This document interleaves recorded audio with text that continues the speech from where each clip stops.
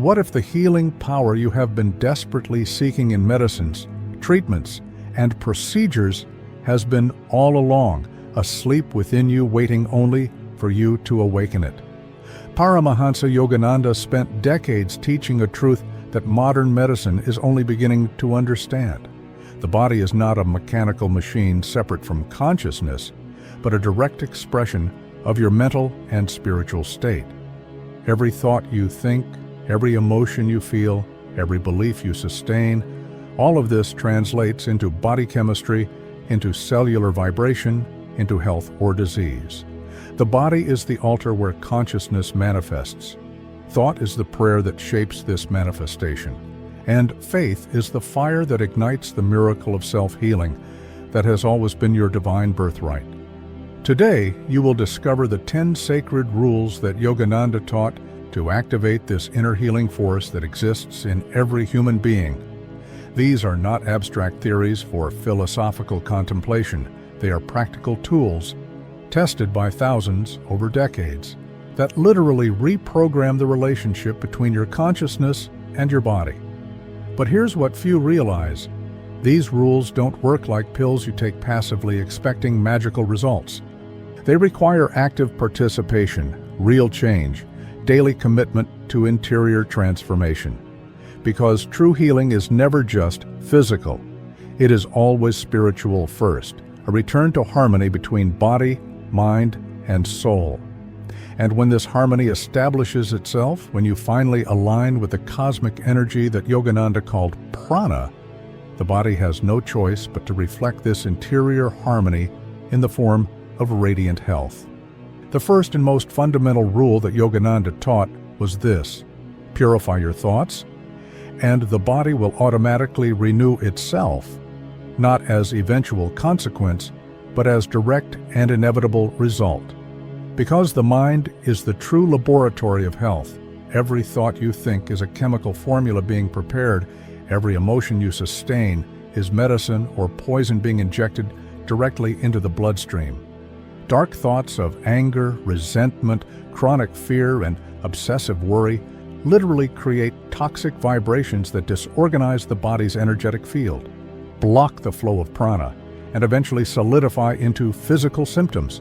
Visualize your mind as a garden. Every thought is a seed.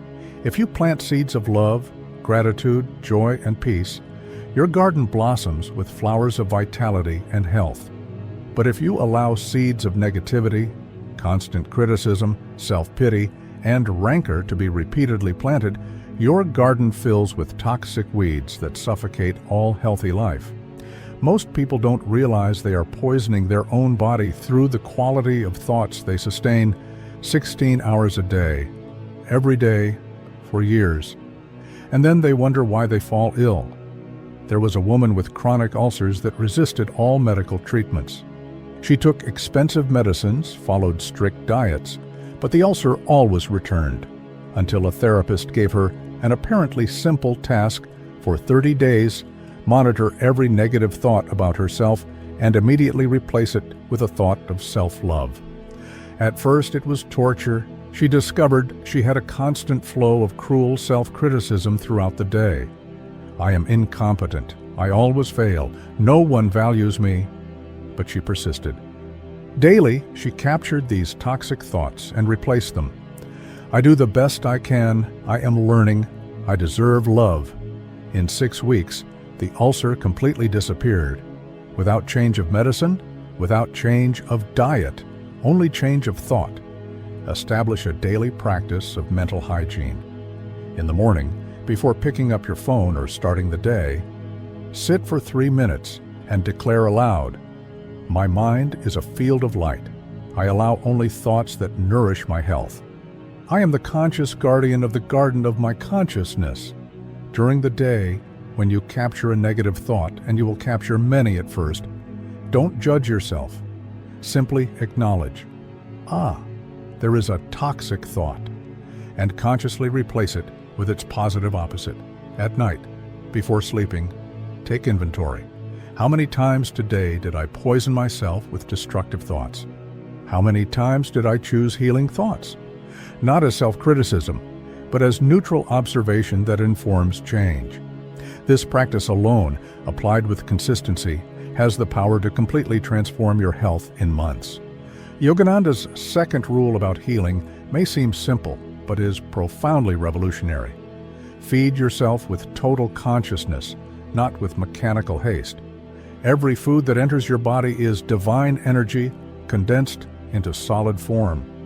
An apple is not just carbohydrate, fiber, and vitamins. It is sun captured by the tree, rain transformed into flavor, earth converted into nutrition. When you eat with reverent gratitude, when you chew slowly, allowing every cell of your mouth to participate in digestion, when you mentally bless the food before placing it in your mouth, something extraordinary happens. You absorb not only physical nutrients, but also the vital energy contained in that food. Think of two people eating exactly the same meal. The first swallows quickly while scrolling their phone, mind dispersed in 1,000 worries, stomach contracted by stress. The second eats slowly, in silence, present to each flavor, grateful to have food when millions go hungry. The chemical nutrients are identical, but the absorption is completely different. The first barely digests, develops gastritis, lives tired. The second extracts maximum vitality from each bite, digests perfectly, feels energized. The difference is not in the food, it is in the consciousness with which the food is received. A monk who lived on simple donations had vibrant health at 80, while a wealthy businessman who ate at the best restaurants lived sick despite expensive diets prescribed by nutritionists. The businessman, frustrated, asked the monk his secret. The monk responded, "Come eat with me and see." They sat down for a simple meal of rice and vegetables. The monk closed his eyes, placed his hands over the plate, and silently gave thanks for 3 minutes. Thanked the sun, the rain, the earth, the farmers, every element that participated in bringing that food to him. Then he ate slowly, chewing each portion 40 times, eyes closed, savoring completely. The meal took an hour. The businessman understood. You don't just eat food, you eat gratitude. And that's why your body transforms it into pure vitality. Transform every meal into a sacrament. Before eating, pause for 30 seconds. Look at the food. Recognize that something gave its life or its energy to nourish you. Say mentally or in a low voice, "I give deep thanks for this food. May I absorb not only nutrients, but the vital energy contained here. May this food become health in my body." Then eat slowly, at least 20 minutes for each meal, no matter how simple. Chew completely. Put the fork back on the plate between bites. Breathe, savor, feel gratitude with each bite. This simple practice exponentially multiplies the nutritional value of any food because you are nourishing not only the body but also the soul.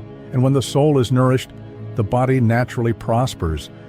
The third sacred rule is this: consciously breathe prana, the universal vital energy, and disease will lose its power over you. Yogananda taught that the common breathing we do automatically 20,000 times a day brings only chemical oxygen to the lungs. But when you breathe consciously, with clear intention and profound faith, you inhale something much more powerful, the very life force that animates all creation, the invisible medicine that God distributed freely to all, but which few know how to consciously absorb. Each conscious inhalation is like opening a faucet that was closed. Prana has always been flowing, abundant and infinite. But you lived with the faucet of your energetic system only barely open, receiving minimal drip necessary to survive. When you learn to breathe with total presence, visualizing golden light entering through the lungs and spreading through every cell of the body, you open the faucet completely, and the flow becomes a powerful torrent that literally washes away energetic blockages, dissolves patterns of disease, recharges exhausted systems. A nurse with severe fibromyalgia had chronic pain that no medicine adequately relieved. Out of desperation, she began practicing pranayama, yogic breathing technique. 20 minutes every morning, sitting in silence, breathing deeply while visualizing healing light entering with each inhalation and pain being expelled with each exhalation. In the first days, nothing changed, but she persisted. By the third week, she noticed the pains were slightly less intense in the morning. By the second month, she managed to reduce medication by half. By the sixth month, she was practically pain-free, something doctors had said was impossible. What changed? Not her body chemistry through medicines, but her energetic field through conscious breathing that finally unblocked channels through which life force could flow again. Practice the sacred protocol of healing breath. In the morning and at night, dedicate 10 minutes. Sit comfortably, spine erect, close your eyes, place one hand on your heart, breathe deeply through the nose, counting to 6. As you inhale, visualize golden light, brilliant, warm, entering through the top of the head and descending to the heart. Feel this light expanding, filling the chest, spreading through the arms, descending through the abdomen, legs to the feet. Hold the breath for 3 seconds while the light fully establishes itself. Then exhale slowly through the mouth or nose, counting to 8. As you exhale, visualize dark smoke exiting, all disease, all pain, all fear, all limitation being expelled. Repeat for 10 minutes. And while breathing, repeat mentally, I breathe the healing force of spirit. With each inhalation, life. With each exhalation, renewal. This daily practice reconnects you with the infinite source of vital energy that has always been available, but which you forgot to access. Yogananda's 4th and 5th rules walk together like twin sisters. Control your emotions so that the body obeys harmony, and meditate daily to recharge your spiritual battery. Ungoverned emotions are storms that violently agitate the ocean of your vital energy. Explosive anger, chronic anxiety, prolonged sadness, paralyzing fear, each of these emotions, when allowed to reign without control, creates devastation in the body's energetic field that eventually manifests as specific physical disease. Imagine your energetic system as a tranquil lake perfectly reflecting the sky. When you live in serenity, when you cultivate inner peace through daily spiritual practice, this lake remains calm, and vital energy can flow freely, nourishing every organ, every tissue, every cell. But when turbulent emotions dominate, the lake becomes an ocean in storm. Violent waves distort everything, nothing can be seen clearly, and vital energy becomes blocked, stagnant, unable to circulate adequately. Meditation is the supreme tool to restore calm, to reconnect with the infinite source of peace that exists beyond all emotional storms. A high-level executive lived in constant stress, controlling everything and everyone around him. He developed severe hypertension at 40. Doctors prescribed medicines, but he wanted something more. He began to meditate 15 minutes every morning, simply sitting in silence, observing the breath, releasing thoughts. At first, it was agony. His mind was a crazy monkey jumping from branch to branch, but he persisted. In 3 months, his pressure began to normalize. In 6 months, he was free of medication. But the most extraordinary thing was that he didn't just heal the body. He transformed as a person, less reactive, more centered, capable of responding to crises with clarity instead of panic. He understood meditation didn't just heal his hypertension. It healed the root of hypertension, which was his chronic emotional state of tension and control. Establish a non-negotiable practice of daily meditation. Choose a fixed time, ideally upon waking before the day hijacks you. Start with just 10 minutes. Sit comfortably, spine erect but not rigid. Close your eyes. Bring total attention to natural breathing without forcing it. When thought comes, and it will come 1,000 times, simply note, a thought, and gently return to the breath. Don't fight against thoughts. Just don't follow them. You are training the muscle of consciousness, the capacity to observe without being dragged along. And at the same time, you meditate, cultivate emotional control during the day. When anger comes, breathe 3 times before reacting. When anxiety arises, pause and ask, is this real now, or is it fear of a future that doesn't yet exist? When sadness weighs, allow it but don't identify with it. There is sadness here, but I am not the sadness. This combination of morning meditation and daytime emotional vigilance completely transforms your body's chemistry, creating an internal environment where disease has difficulty prospering. The 6th sacred rule that Yogananda taught is simultaneously the simplest and the most difficult. Love without fear, because love is the most powerful healing frequency that exists. Not superficial romantic love or possessive attachment that we disguise as love, but true love, that profound compassion, that unconditional acceptance, that fundamental kindness that sees the divine in everything and everyone, including in yourself. Where genuine love dwells, disease finds no home. Because love and disease vibrate at incompatible frequencies, love is expansion, opening, flow. Disease is contraction, closing, blockage. Visualize love as the sun that illuminates everything without discrimination. It doesn't choose to shine only on beautiful flowers and deny light to weeds.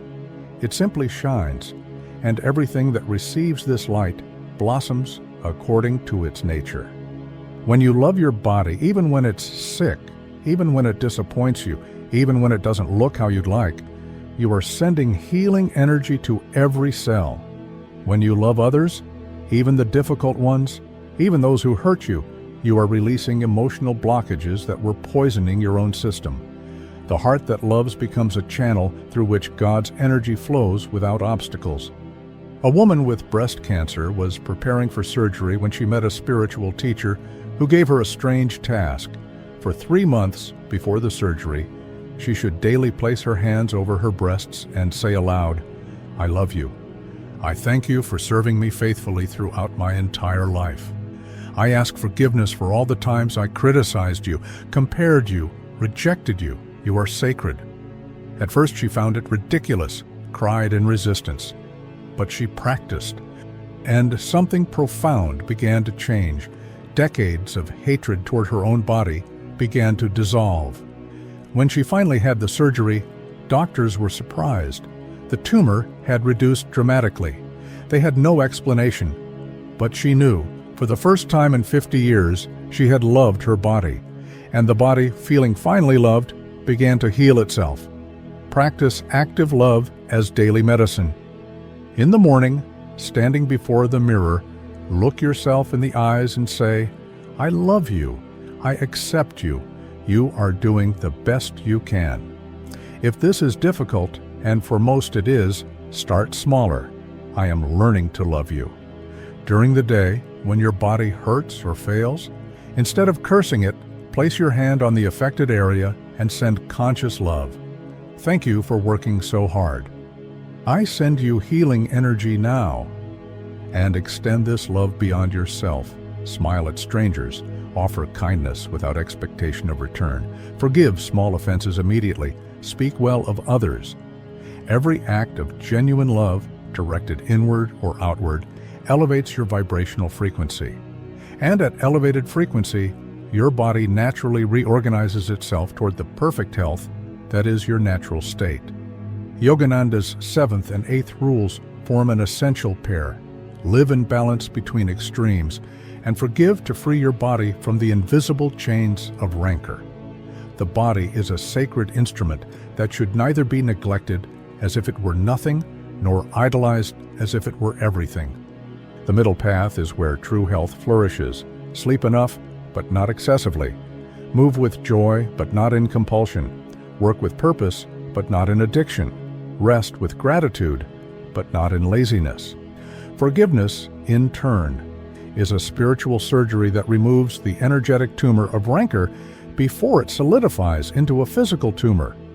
Rancor is literally emotional poison circulating in your bloodstream. Every time you mentally relive the offense, Every time you feed resentment, every time you plan revenge, you'll never execute. You are re-injecting toxin into your system. To forgive is not to forget or approve what was done. It is simply to free yourself from the emotional prison where you voluntarily locked yourself when you chose to hold on to anger. There were two brothers who fought over inheritance. One held deep rancor for 20 years, refusing to speak to the other. He developed severe arthritis in his hands, chronic pain that no treatment relieved. Until one day, at a spiritual retreat, a master told him, "Your hands are rigid because your heart is rigid. You have held anger for so long that it has crystallized in your bones." Those words broke something in the man. He cried for the first time in decades. He decided to forgive, not because the brother deserved it, but because he himself deserved peace. He sent a simple letter, "I forgive you, and I forgive myself for holding this for so long." In 6 months, the arthritis improved dramatically, not because forgiveness is external magic, but because forgiveness releases massive energetic blockage that was imprisoned in his joints. Implement the twin practices of balance and forgiveness. For balance, do an honest weekly inventory. Do I sleep enough, or am I chronically exhausted? Do I move with joy, or am I sedentary? Do I eat with consciousness, or do I mechanically gulp food? Do I work with purpose, or do I escape into compulsive work? Where am I in excess or in neglect? Adjust gently, without punishing yourself. For forgiveness, make a list of all those you still hold rancor toward, even small resentments. You don't need to contact them, but sit in silence, visualize each person, and say mentally, "I release you. I release myself. I forgive not because you deserve it, but because I deserve peace." Feel physically the weight leaving, and then, critically, forgive yourself for all the times you failed, erred, disappointed others or yourself. Use the liberating mantra, "I live in wise balance. I forgive completely." My body celebrates this freedom with radiant health. Yogananda's 9th rule is a tool of immense power when used correctly. Affirm health with unshakable faith, and it will manifest as physical reality, not as superficial positive thinking that denies existing disease, but as profound recognition of spiritual truth that transcends temporary appearance. Yogananda taught, affirm with faith, act with confidence, and the universe will respond. Every word you pronounce with total conviction is a creative seed planted in the fertile soil of universal consciousness, and this seed will inevitably germinate into physical manifestation. The spoken word carries power that most completely underestimate. When you say, "I always get sick at this time of year," you're not just describing a past pattern. You are programming a future pattern. When you repeat, "I'll never get better from this condition," you are not being realistic. You are creating reality through repetition. But when you affirm with genuine faith, not forced hope, but profound conviction, "I am child of divine energy. God's perfection flows in every cell of my being," you are planting a seed of health that will grow independent of current appearances. A man with degenerative autoimmune disease was informed he would have 10 years of life at most. He refused to accept.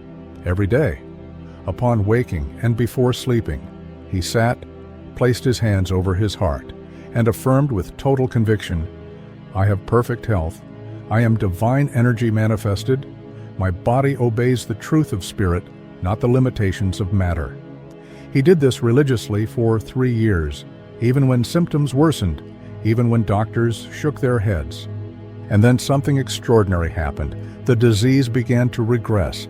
In 5 years, he was in complete remission. Doctors called it an inexplicable miracle. But he knew it wasn't an external miracle. It was activation of internal power through consistent affirmation and unshakable faith that reprogrammed his body at the cellular level. Establish a daily ritual of powerful affirmation. In the morning, standing before the mirror or sitting in meditation, pronounce aloud with maximum conviction, "I am child of eternal light. My body is temple of the divine presence. Perfect health is my natural state. God's healing energy flows in me now, restoring every cell to its original harmony. Repeat 3 times, feeling each word not as distant hope, but as present truth. During the day, when symptoms appear, instead of panic, affirm, "This is temporary. My essence is eternal health." Before sleeping, plant the last seed of the day. While my body rests, divine intelligence works healing, restoring, renewing. I wake tomorrow healthier than today. Don't affirm with doubt in your voice or desperate hope. Affirm with the tranquil conviction of one who knows spiritual truth that transcends physical appearance, and then trust.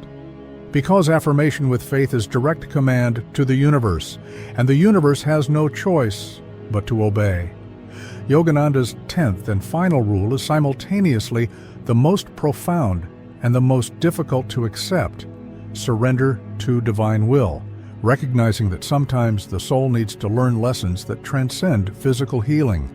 This is not defeated resignation. It is the mature wisdom that understands. You do your part applying all the practices, but the final result you deliver to the infinite that sees far beyond what your limited perspective can reach. There are cases where the body doesn't heal because the soul programmed that specific experience as a portal for accelerated spiritual growth. There are situations where disease is the most effective teacher that health could never be, forcing you to confront truths you would avoid in comfortable circumstances. And there are moments where the greatest healing is not of the body, but of consciousness, awakening to spiritual reality that transcends identification with temporary physical form. Accepting this doesn't mean stopping seeking healing. It means seeking healing while simultaneously accepting any outcome with profound serenity. A young woman with terminal cancer practiced all of Yogananda's rules religiously for 2 years. She meditated, affirmed health, maintained positive thoughts, loved without measure. But the cancer advanced. She felt she had failed. Until in a deep dream, she had a clear vision. Her soul had chosen that experience to teach radical compassion to her family, to dissolve ancient karmas quickly, to awaken spiritually in a single life instead of taking 10 incarnations. When she woke, something changed. She stopped fighting against the disease and began to dance with it. She lived her last 6 months in luminous peace that touched everyone around her. On her deathbed, she whispered to her sister, "I was healed, not of the body, but of something much deeper, of the fear of death, of the illusion of separation. I am free." And then she departed in absolute serenity. Practice supreme surrender while continuing to apply all practices. At the end of each day of conscious effort, after meditating, affirming, loving, forgiving, make a prayer of surrender. Lord, I have done my part with dedication and faith. Now I surrender the result to you. If it is your will that this body be healed, so be it. If it is your will that I learn through this disease lessons I would not learn otherwise, so be it. But above all, awaken my consciousness, because I know that the greatest healing is not to live 100 years in a healthy body while remaining spiritually ignorant. The greatest healing is to awaken to who I truly am, not this temporary body, but eternal spirit. Heal my body if possible, but above all, heal my ignorance. This prayer doesn't weaken your effort. It frees you from the paralyzing anxiety of forcing a specific result. And, paradoxically, when you release attachment to the result while maintaining effort, healing often happens more quickly, because you removed the blockage of desperation that was preventing the natural flow of healing energy. We have reached the end of this journey through Yogananda's 10 sacred rules, but you are only at the beginning of your practice of conscious self-healing. Everything that has been shared is not information to accumulate mentally and forget tomorrow.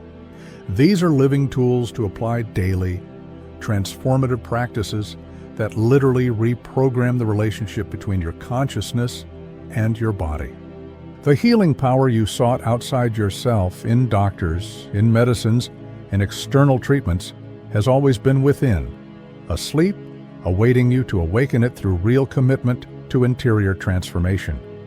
When you purify thoughts, feed yourself consciously, breathe prana, control emotions, meditate daily, love unconditionally, live in balance, forgive completely, affirm health with faith, and surrender to divine will, you are not doing superficial self-help tricks.